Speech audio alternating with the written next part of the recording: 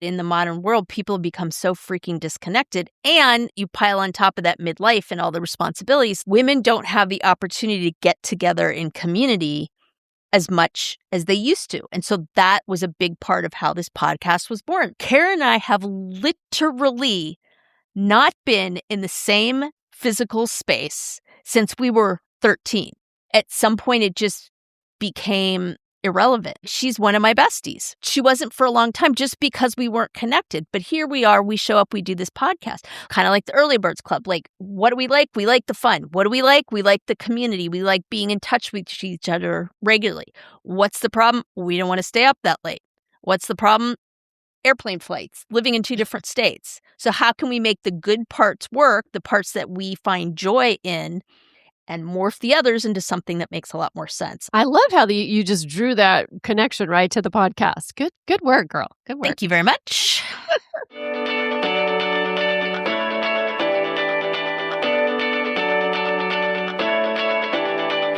Welcome to Drinks with the Girls. Conversations for women over 40 around connection, change, and the power of female friendship. Living well with stories to tell. I'm Karen, and this is Lisa. We are moms and solopreneurs stepping into our own, diving into real conversations about things that matter to women in midlife. We're here to spill the tea on everything that affects women in their 40s and beyond. Topics like loss and grief, changing relationships, launching kids, menopause, and reinventing ourselves in midlife. We are here to tackle it all. Connect with us through a blend of our lived experiences, our friendship, the memory of our moms, plus a collection of real stories, honest conversations, and engaging interviews that will make women over 40 feel seen and remind them that they're not alone on this journey called life. Let's go. Welcome back to another episode of Drinks with the Girls. I am excited for this episode because if you haven't heard of what we're going to talk about today, I think you're going to like it, listeners. And also, I'm extremely excited to tell Lisa what I'm drinking. She's cheated on me. She stepped out and got another drink in between recording because we're doing a double feature right now, which is not what we always do. So now I'm like curious. No, I came prepared. I didn't leave. I brought both. All right. But several months back, we had an episode on moving abroad and women who move abroad in midlife. And my girl, Shannon Whaley, who lives in Italy, talked about Shut espresso. the front door. She sent it to you? Oh, no, I ordered it online. Oh my God, I love it. Okay. Pocket espresso to go. Shut the front door. Look at that little straw. Okay, let me take a sip. Oh my God. Holy mackerel. Yep, that's espresso. Like holy mackerel too sweet or holy mackerel I'm about delicious. To like levitate. And like as soon as I drink this, I'll be flying around, but that's okay. I mean, my mind goes to merch, right? Should we like market Drinks with the Girls pocket coffees in the US and like import it? Oh my God, you guys, if you're not on YouTube, like Karen's face is like crinkling up right now. Like she gets this big smile on her face when she like gets to take a sip out of the straw and then she sips it and she's just like, oh God, is that oh God, it's strong? Or like I'm trying to pinpoint the reaction here. It's a little crunchy in there. I'm not sure. Crunchy? Like coffee bean crunchy? Maybe. Yep. Okay, Shannon, we need you to like hook us up with the research on that. What's the expiration date? Oh, it expired when did it expire? Well, shit. Maybe that's why it's crunchy. I think it expired in October. Great. Anyway, TBD, listeners. Let's see what happens. I bought it right after we did the episode, so that tracks because we did the episode, I think, in September.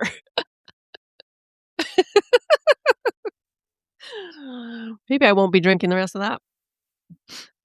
All right, my love, what are you drinking? Oh my God. Now we have to decide whether the crunchy is like a good thing or you just like infected yourself. Oh my God. I don't think it's a good thing. I don't think it's supposed to be. Shannon, save us. Oh my God. I needed that. Crunchy pocket coffee. All right. So I am 99% sure there is no crunchy in my coffee. I am drinking my typical Starbucks Starbucks special that I've been nursing over. This is now the second episode we were recording. It is a grande peppermint mocha, half sweet with oat milk. Yes, it takes more time to order it than it does to drink it, but fight me, I dare you. And some water. No crunch in either.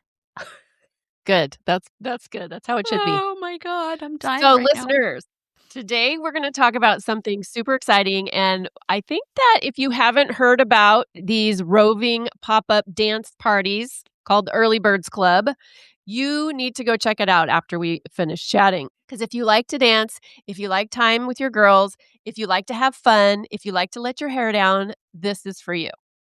So Lisa and I both found out about the Early Birds Club in different ways.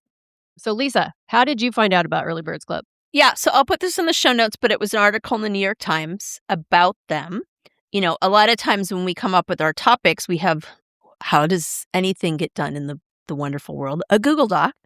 And we just like throw stuff up, right? And our rule is both of us have to want to do it. Like it can't be something that one person is just like, oh, no, right? Like, and sometimes we'll do episodes that like speak to one of our businesses more than the other, but the rule is both people have to be on board.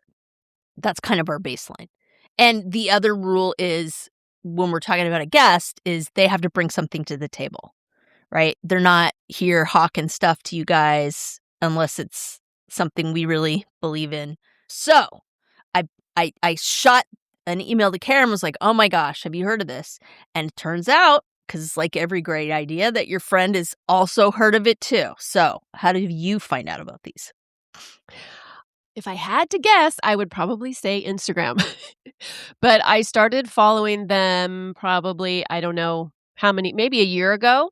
So they're pop-up dance clubs, basically. And so they go all around the country, literally just making this club for women only. And the thing that really I liked about it was the timing. It's from 6 p.m. to like 10 or 10:30 p.m., right? And their tagline is dance parties for ladies with shit to do in the morning. And it's traditionally women in midlife. You know, I think older millennials, certainly Gen X, maybe some boomers, I don't know. But they play music from the 80s to the 2000s. So it's very nostalgic. There's no men, which is fantastic because I don't think at this stage in life, we really like dealing with, sorry, men, but you know, when you go to a club or you go out dancing or you go somewhere with your girlfriends, you don't want to deal with the men in the room. You just want to be with your girlfriends. You just want to dance. You just want to have fun. So, I mean, of course, unless you're with your partner. But this hits all of those boxes. And it was started by two, I think they were best friends from like high school, two women who started this. Unfortunately, Susie Lee has passed away. Oh, wow. I didn't know that. Yeah, she was diagnosed with metastatic breast cancer. She had stage 4. And how old was she? She was not old. She was, I want to say, I don't even know, maybe 50. Jesus. Yeah. So her partner, Laura, is still doing these. But Susie was like, from what I understand, she was more the dreamer. Like she was, and then Laura was more like the practical. Like Susie, I guess, wanted it to be a nonprofit. She wanted to donate all the money to charity. And Laura's like, well, how about 10%? How about we make some money too? So there was that balance. If you go on Instagram, you can see it's earlybirds_club. And they have the last event that Susie was at, and she was in a wheelchair. She's barely whispering, but she gave the most inspirational speech talking about how the Early Birds Club is really for connection. It's for fun. It's for women who are the caretakers to have a chance to just not worry about anybody but themselves and their own delight. Yeah. I think her sister has taken over in... Oh, has she? Yeah, because I saw that in the article. So there's a quote from this article that I really like because I think there was the whole business part of it, right? And obviously they have a niche with nightclubs because nightclubs don't really have like a huge audience from 6 to 10. So that was one of their things. It was like, yeah, it was easy to find venues because nightclubs typically don't get going until after 10:30. One of the things the author says, and I think it speaks to kind of defining the space, she says, "I've logged lots of time in female-dominated spaces that I feel a little prickly, work meetings, or brainy, book clubs, or dutiful, the PTO. Early Birds, by contrast, is all the sleepovers, summer camps, and bachelorettes of my youth, but concentrated and distilled, purified of all mean girl behavior, insecurity, exclusion, competition, and significantly sweatier." I love that.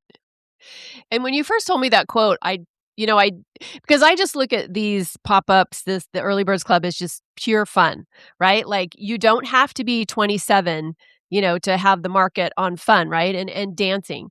And so, but when you said that quote, it made me think of the places where women don't really feel joy, right? Even though they might be with other women. Yeah.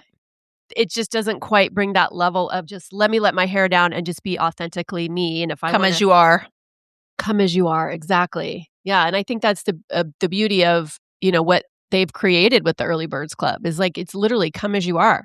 Doesn't matter what you're wearing. It doesn't matter what your dance moves are like. Doesn't matter how old you are.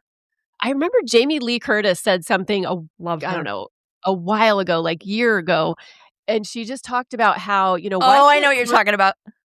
Why can't concerts start at like 6 p.m. or something like that? Or why can't, nightlife start at like 6 p.m.? And I mean, we can relate, right? Because who wants to be out till 1 or 2 in the morning? Not this girl. No. Yeah. That Yeah. used to be my jam, not so much anymore. And I mean, I think if y'all aren't seeing the parallels between the Early Birds Club and Drinks with the Girls, like, let us smack you upside the head, because that's exactly what we're here for, is a non-judgmental community for women, for sure. This is just more synchronous versus asynchronous, which is kind of how we roll, I guess I would say. I just imagine when the Early Birds Club last came to my area, it was last October. And I had seen it and it was last minute. And so I invited my girlfriend and she wasn't able to go. And I was like, all right, well, maybe next time. But let me tell you, I think they're coming back to San Diego area in March and I am going to go. Because, Fun! think about it. Think about when you're on the dance floor, especially if you're dancing to like 80s music or music that you grew up with, like songs that you know every word. Mhm. It takes you somewhere else, right? And so I just think that what these women have done in creating this safe place for women to just be themselves and to just fucking have a good time. It's like Susie said in her last speech that she gave, it's a place for you to remember who the fuck you are. And to your point, Lisa, that's what we're about here at Drinks with the Girls. So that's why we both felt like we had to bring the Early Birds Club to the Drinks with the Girls attention, because they might be in your area and this might be something that you want to go check out. My name is Karen Shatafian, and I am a shameless coffee addict and empowerment coach for women, and my love language is authenticity. My mission is helping women unapologetically design a life they're in love with. Because what the hell are we waiting for? My website, KarenShatafian.com, has all my coaching packages and free offers like my Midlife Reclamation Guide. In it, you'll find tools to help you decide how to create the most inspired and empowered version of yourself and your life. You can find me on Facebook and Instagram talking about ways women can show up for themselves after decades of showing up for everyone else. Join me as we throw off the shackles and live our best freaking lives. See the show notes for all the details. Cheers. I'm like feeling all the nostalgia feels right now because, again, as most of you know, I went to Smith College, all women's college, and it wasn't that we didn't have men at our parties. Like, they were there, but we just didn't give a flying. Like, we were out there on the dance floor in our houses. It's code for a dorm, or like it'd be the same thing as like a sorority house, right? So not like a house, but like a bigger dwelling. And we'd move all the furniture and have the dance parties and have the DJs in there. And it didn't matter if you, quote unquote, had someone to dance with or not. Like, we were just out there doing our thing. And what's interesting is, particularly for my class, I think especially resonates with that because the music piece has always been a thing. Like, we literally have a Spotify playlist that one of our classmates made, who's a DJ, that when we got screwed and couldn't have our reunion during COVID, like, she sent that around and we all like had a virtual dance party kind of a thing. It's that kind of vibe of all of that. And I'm saying all this with kind of like a warmness in my heart because this is right about the time. I won't spoiler alert the Stranger Things finale, but just for those of you that haven't seen it or have no interest in it, there's like a massive shout out to music and the idea of Smith College and women. I'll just leave it at that. So that's been kind of fun to see explode all over the interwebs. How fun for you. Yeah, it's exciting. I love that. Yeah. And so I think one of the things we talked about is it's like the old and the new, right? Just because you're older and want to do it earlier in the day doesn't mean a dance party isn't fun anymore. So how do you keep the fun parts but like adjust it is kind of the vibe of this, which is what I really, really love. I think, sometimes we think that, oh, we're too old, or this time in life has passed me by, like the clubbing days or whatever. And I never really had clubbing days, but I certainly love to dance. Not that I'm not great at it, but I love it. And I mean, not to focus on the men thing, but I just thought, it was just when we're recording this, it's January 2nd. So, we just had New Year's Eve, and I saw this video of these younger girls who were celebrating the stroke of midnight, right? And there's 3 of them, and they're have their phones, they're taking their selfies, there's fireworks behind them, they're jumping around and dancing around, they're like, yay, happy new year, and they're hugging each other. And then there's a little caption on the thing that says, it takes exactly 12 seconds for a man to come in and ruin the women's joy. And it's this dude, he comes in and he sees them celebrating and he wants to kind of be a part of it. And then they're just like looking at him like, bro, come on. And so I kind of get that same feeling with the Early Birds Club. Not that I don't love dancing with Tony, because he loves to dance and he's very fun, and he will not say no if I want him on the dance floor. But when you go out with women, or if you're out by yourself and you want to dance, you don't want to have to worry about men in any way, shape, or form. So I just think that, there's zero judgment in these groups. There's zero performing, right? It's just pure, unadulterated joy. Well, and let's take the midlife piece out of it. I mean, the nightclub culture is very different now. Back in the 70s when it was all Studio 54, right? And all that, and everybody doing drugs and this and that and the other. Like now, is the date rape culture, right? Like women today, when they go out with girlfriends, like it's not being overly cautious to make sure someone doesn't roofie you. Yeah. So I think that having an environment where you're kind of safe and protected to just go there and dance, like I am for that, man. Bring it on. Yeah. Samesies. What attracted me to this topic in a lot of ways is I think it speaks to, there are definitely societal ideas about like what should be fun for us in midlife and what shouldn't be. And definitely, we always talk about like rules and expectations and good girl, Like, I don't know that a pack of midlife women showing up at a nightclub would frankly, first of all, ever happen. But also like people would be like, it's a little weird, right? So what are the elements that were fun for us in our youth that aren't fun now, but also elements that are fun that we'd like to preserve? Because I think that's really, frankly, the business idea in terms of where this is at is preserving the aspects that are fun, but converting the stuff that is not so appealing now to something different, i.e., raise your hand if you were up at midnight this year when the ball dropped. I actually was. Oh, God, really? On purpose? Well, kind of. I mean, yeah. Okay. We were playing games, and then we started watching movies, and I did take a little nap, probably about 9:30. But then I got a second win. That's my routine. Those that stayed up past midnight that didn't take a nap, raise your hand. Okay, I'll qualify that. But I think the idea of like in our 20s, probably even our 30s, like you were lame ass loser if you weren't up past midnight on New Year's Eve. Like, what's wrong with you, right? Now, well, I think even on a regular night, if you want to go home early, everybody, it makes you feel old, right? But I also think that, getting enough sleep is highly underrated. We did an episode on sleep and just how difficult that is. And I think there's a lot of research out there that talks about how sleep is super important, by the way, even for people that are younger.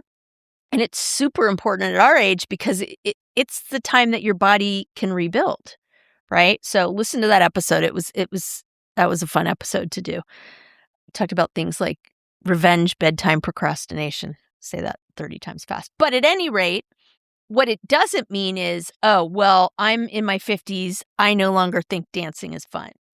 Yeah. And I think if somebody has always liked dancing, I don't think they're going to get to their 50s and think it's not fun. I think it has to do with either those rules that we've talked about on our Breaking the Rules episode.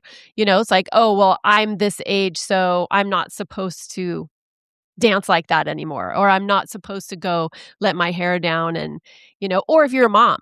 Yeah. Like, let's say you're not in midlife. Let's say you're in your 30s and you want to go dance with your girlfriends or whatever. But, oh my gosh, what kind of an irresponsible mom are you? But I also think it's just simply the idea of access, right? Like the article makes this point, like it's not like you're going to a ton of weddings when you're in your 40s and 50s. Like, yeah, you still go to weddings, but like that's a particular thing where, people are up and dancing, right? It's not like you can't go out dancing with your partner. Like Karen's talked about how she and Tony used to go to 80s night and things like that. But it's just those, if we're specifically talking about dancing, those opportunities are not, shall we say, as plentiful as they were in our 20s when me and my girls would jump in the car and drive 2 hours to Boston and party all night and get 2 hours sleep, do classes and do the whole thing all over again, right? Like now I think about that and I'm like, oh my God, I need a nap, right? Oh, but sounds exhausting. Yeah, but the point is that there were opportunities for us to do the things like that we enjoyed, whereas now, not as many opportunities for things like that. And so I think that, in terms of just a flat out like business proposition, the women that created this, it was like the demand is still there. It's the container and the venue that needed work. And that's where kind of the business mind comes in. Like, how can we tap into something that people really want, but give it a new spin or morph it into something that makes more sense for people who are at a different stage in their lives. Well, and also the way that they make it pop-ups. Yeah, because I love think that. about it. Like if they just had one brick and mortar in a city, like even not New York, because I feel like New York has so many tourists and things. But like if would it get old after a while? Yeah. Like would the and so the fact that they do pop-ups and they have different locations all the time and they do it all over the United States. Yeah. So I just think it keeps it fresh. It keeps it fun. It's like, maybe you go to 2 a year or something. Yeah. And it's very different from like ladies' night, right? Like that's not the vibe, What is ladies' night even? Like, so ladies' night would be? It's like a night in the week at a nightclub where women get in free, drinks are half price for women, all that kind of stuff. I'm flashing back and this is one of my fun core memories. And it's actually within the last few years. Shout out to my girl, Lori. She's a huge fan of the podcast. So we were at a work function and went to one of those like dueling pianos bars, right? And we all had a very stressful day that day. We got some news about what we needed to accomplish that year. And all of us were either ready to throw up or slit our wrists, depending on like where you at on that continuum. So we went out and drank and danced. And my girl, Lori, decided she was going to help us all out and was trying to talk the bartender into giving us drinks. And either in the state she was in or I don't know, the subtle like backstory didn't drop. She's like, guys, I got the bartender to give us free drinks. This is so great. And then we're like, Lori, it's ladies' night. Like, we get free drinks. She's like, well, that was on me. Anyways, I think you had to be there, but there you go.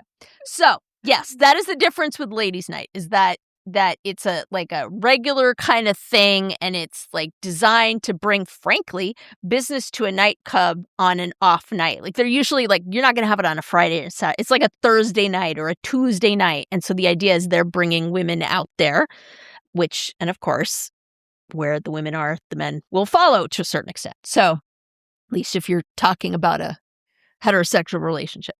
So that is the idea behind it. But you're right. I do like the idea that it's pop-up, that it's special, like it's an occasion, like they're doing, right? Because, I mean, I don't know that an establishment that did that every day of the week would make it. Like, I think it's awesome, but I don't know that I'm going to be going there once a week. Like, that's just not going to happen with my schedule. But if it's a special thing that I'm going to with my girlfriends, like you're like, hey, it's happening in March, I'm totally down with that. Hey there, I'm Lisa Corachella McDowell, your midlife Pacific Northwest princess, here to guide you in the art of next leveling your life. I'm passionate about women's health and wellness in midlife, especially for moms parenting kids with unique needs like I do.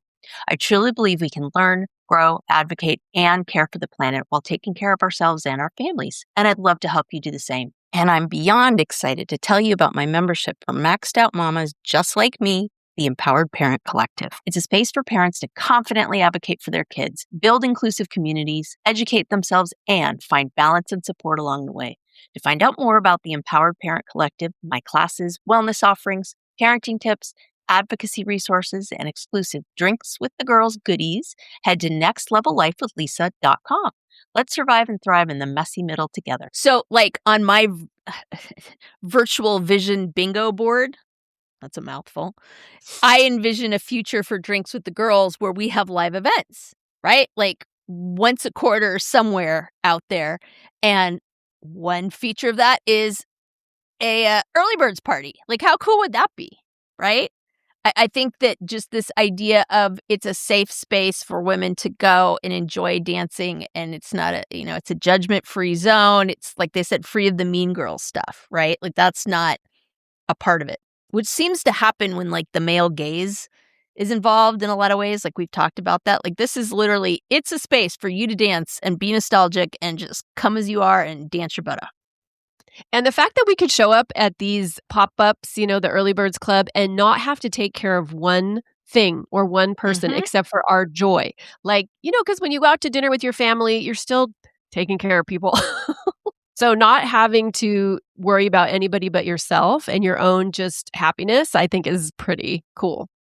I just talked about like what was fun for me in my 20s with college, right? And staying up all night and doing all those things, which holds like zero appeal to me right now. Like there is no way I'm going to stay up all night and drive and do all those things. Like not going to freaking happen.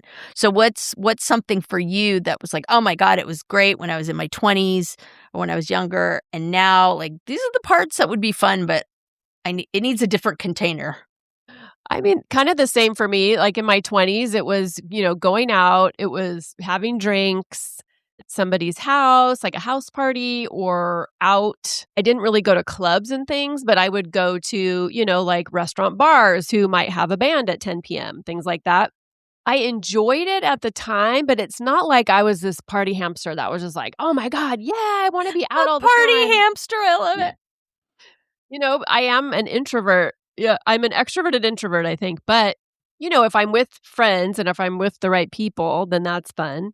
I think in my 40s, actually, is when I really dove in head first to that type of fun. Like I would go to festivals with my girlfriends, a lot of concerts with my girlfriends, girls' weekends out, usually involved like, dinners and going to places that had music, not necessarily clubs. But I think in my 40s, I lived what most people live in their 20s.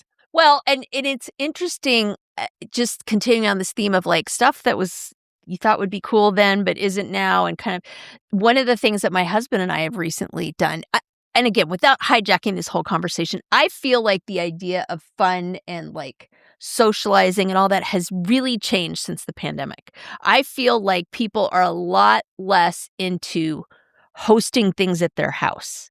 Personally, I feel like that has really changed a lot. And listeners, prove me wrong. Like, email us and be like, no, we host this every year. Like, I just don't know that it's done with the frequency that it was done pre-pandemic. Who knows? I could be wrong. But my point is that we were in our living room, we have these hutches, right? And like a lot of people, we got China patterns for our wedding. And we were looking at it the other day when we were watching TV and we're like, When was the last time we used that? When are we gonna, are we really gonna use this again? And, here's the thing. It's a retired pattern. So it is like Wedgwood bone china that they don't make anymore. And just for funsies, we did what any sane person would do and looked it up on eBay. And it is bonkers ridiculous how much we can get for it. And we looked at each other and went, keeping it in our hutch or having room for other things. And, that could go towards a really, really nice vacation. Because we're talking thousands of dollars.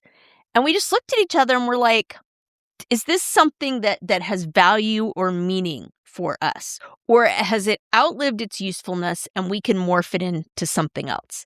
And we decided it was the latter. And so that's something we're going to be doing later on, right? So just this idea of are we going to be hosting tons of dinner parties? Not that we ever wouldn't, but is it an important value of ours still to have really, really nice china that we can pull out for dinner parties? My mom always said, oh, when I die, you're going to inherit my silver. It's this whole big thing, right? And I'm like, fuck that. It's just the idea of I don't have a body of servants who are going to polish my silver for and I think about my poor mother and what she must have had to do to get ready for Thanksgiving with silver and all that. And right. And that was just what you did back then. But hells no. That is getting eBayed. Boom. And if you all have listened to our decluttering episodes, you know that I have boxes and boxes of oh hell no's that I haven't been able to get rid of that were my mother's and grandmother's silver that is black with tarnish because it's never seen silver polish.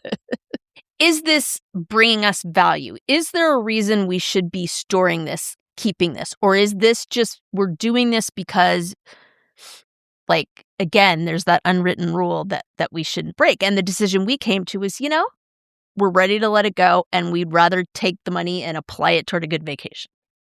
I love that. But my question is, why didn't you guys just use it? Well, again, right? And that's part of the calculus of it. Why didn't we just use it? Right? And we started having that conversation. And part of it went to, well, gosh, we weren't having people over for basically 2-3 years because of the pandemic. And oh, wait, we were raising 2 kids that needed a lot of time and attention, and we tended to be very insular because people just didn't get it. And so, frankly, we stopped socializing a lot. But I mean, use it for you guys.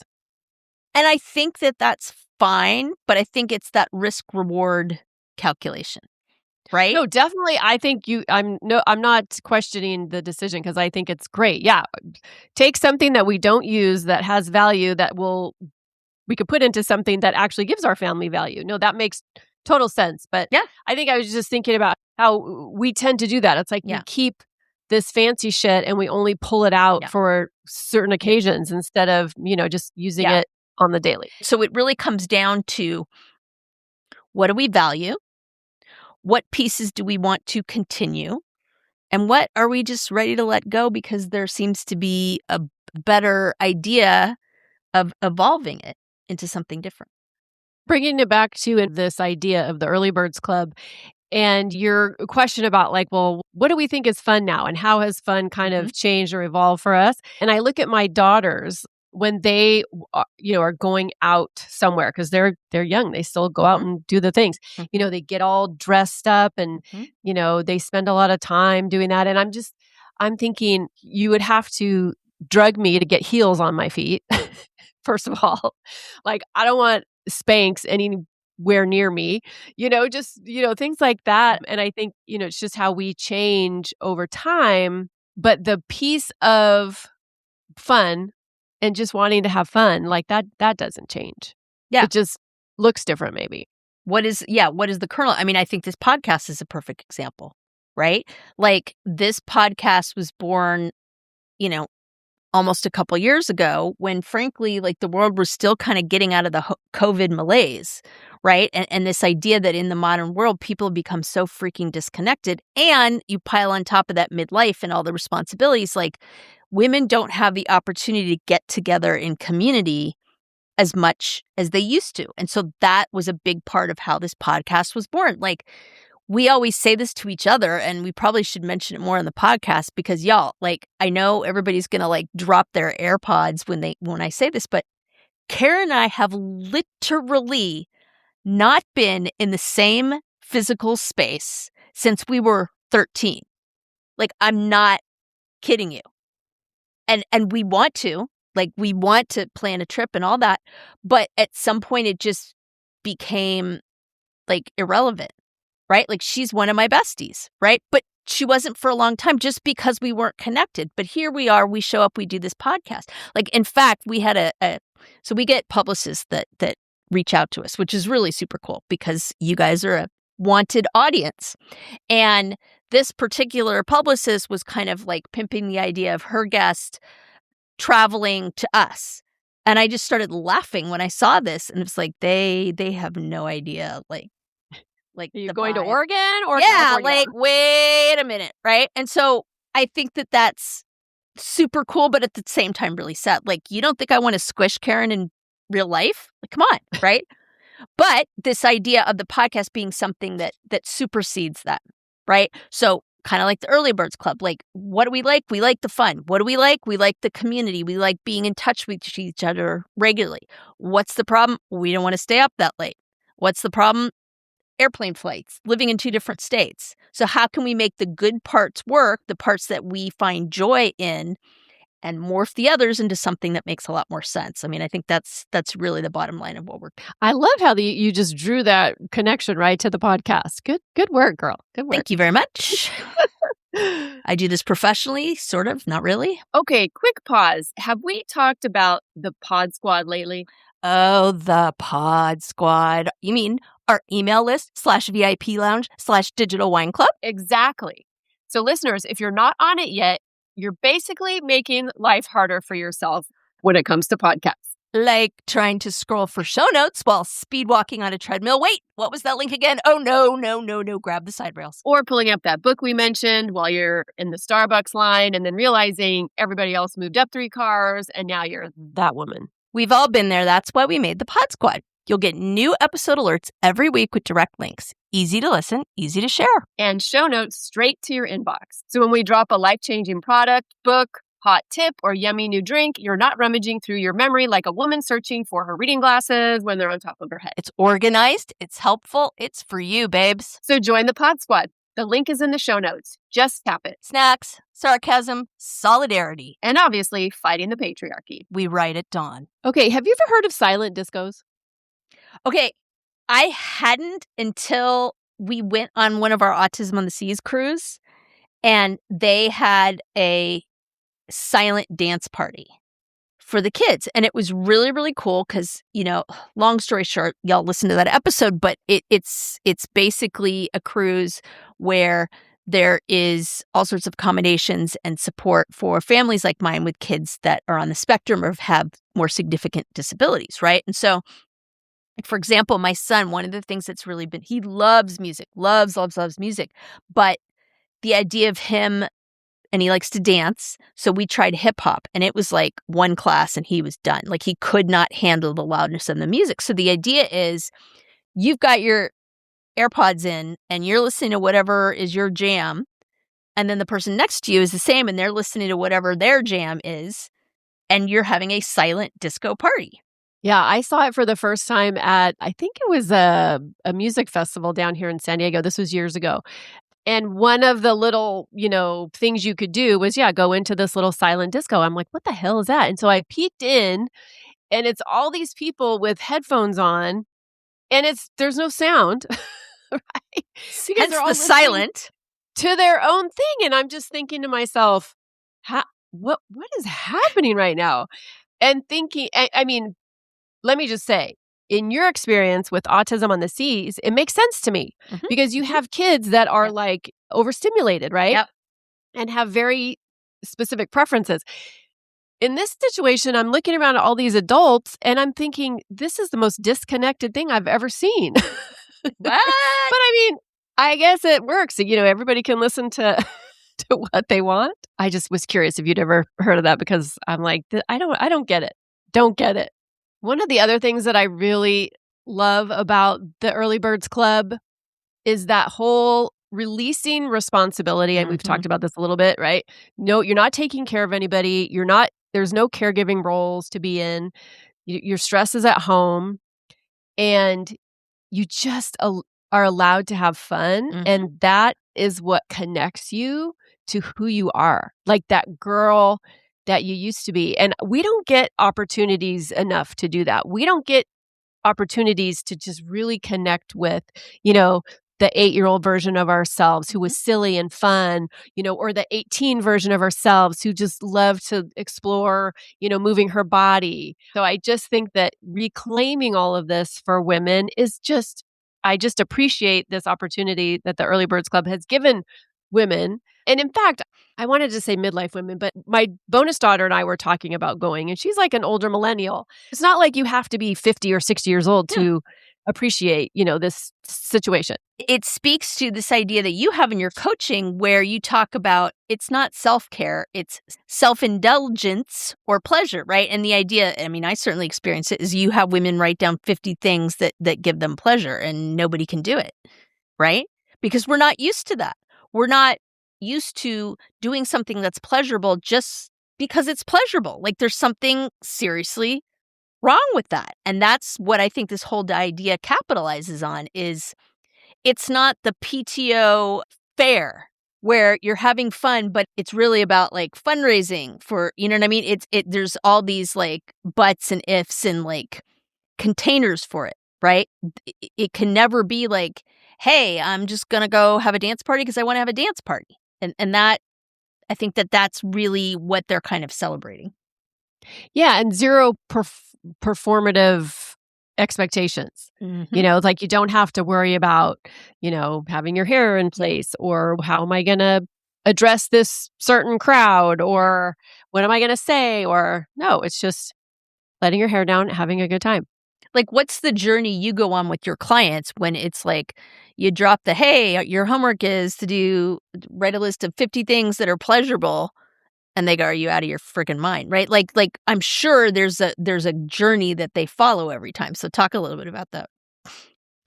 The journey starts with the permission slip, because like you said, like nobody's ever asked them to write down 50 things that they would do just purely for their own pleasure. But they have to give themselves that acknowledgement that they're worthy of that they don't have to think about all the 423 things that they're thinking about that have to do with their partner or their kids or their parents or their job. They just are worthy of thinking about things that they can do just by themselves for their own pleasure. And I know, people have a hard time when I say self-indulgence, like they think that it's a negative thing.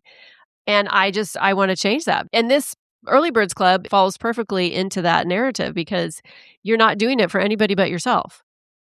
And you do this exercise pretty early on in your coaching relationship, right? Like I remember it being one of the first things that we did. So I'm sure that's deliberate on your part. Every client is different. And so every client comes with different things, with different blocks, with different goals. And so it just depends on the client and where they're at and what they need. Like some women come to me and they're very performance driven and they're not really in touch with what does bring me pleasure.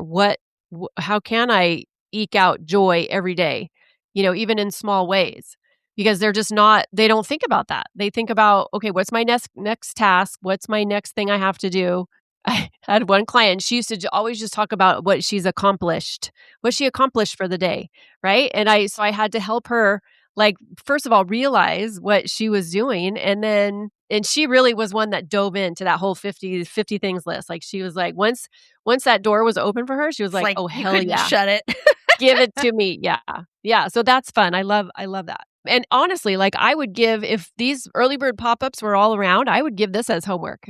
Oh my gosh. That in the rage room, right? Day 1, rage room. Day 2, pop-up early bird party. For sure. Yes. Rage room should be in all women's toolbox for like, I love the fact release. that when you went to that rage room, they were like, so, and who referred you? Which therapist referred you? Sorry, Right? what? Exactly. Well, that just tells you that it's Totally. like It's a thing. So listeners, if this sounds intriguing to you, if this sounds like something that you want to explore for yourself, check out the Early Birds Club. Go online, go on Instagram, find them, see if there's going to be a pop-up near you. And if not, maybe you could even host a little mini Early Bird Club for yourself and your friends, dance party, vision board brunch, whatever lights you up, and just make sure you're having fun. God forbid. God forbid. Just doing it for fun, because we're here for that. So, share. Hey, maybe you think you would love to host one of these things with the girlfriend, right? Send her this episode. I think that would be, oh my gosh. And we'd love pictures. Slide into our DMs and send us a picture of your party. We would be all freaking over that. Subscribe to the Pod Squad. All the things. Again, we hope that we are part of that list for you of things that are just pleasurable. I would love it if that became one of everybody's 50 things that are pleasurable, for sure. Listen to Drinks with the Girls. Cheers. Cheers, everybody.